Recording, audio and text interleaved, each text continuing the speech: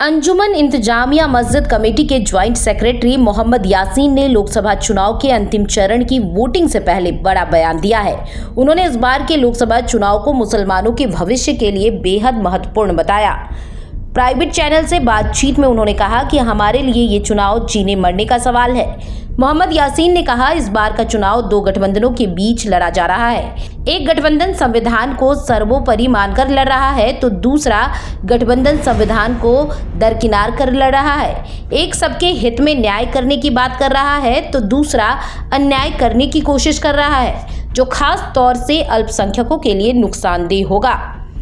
मोहम्मद यासीन ने आगे कहा कि इस बार का लोकसभा चुनाव इसलिए अहम है क्योंकि ये हमारे जीवन मरण की बात है।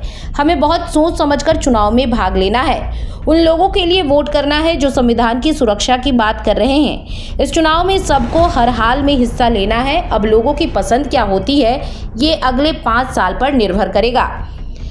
अंजुमन इंतजामिया मस्जिद कमेटी के ज्वाइंट सेक्रेटरी ने कहा कि चुनाव में सबकी बात होनी चाहिए, सिर्फ मुसलमान की बात नहीं होनी चाहिए। देश में सबका साथ सबका विकास होना चाहिए था, लेकिन ऐसा नहीं हुआ। उन्होंने आगे कहा कि देश में बेरोजगारी और महंगाई चरम पर है। बनारस में क्या विकास हुआ वो साफ दिखाई देता है। यहाँ माहौल हमारे पक्ष में नहीं है। मोहम्मद यासीन ने कहा, मैं लखनऊ का रहने वाला हूं और खुद अटल बिहारी वाजपेयी को मैं वोट करता था क्योंकि मैं उनके व्यक्तित्व से बहुत प्रभावित था। अटल बिहारी वाजपेयी मेरे घर भी आए थे, लेकिन अब पीएम कड़वी जुबान बोलते हैं। पंडित नेहरू से लेकर मनमोहन सिंह ने कभी ऐसा नहीं कहा। आज जो हो रहा है वह बहुत अफसोस की बात है।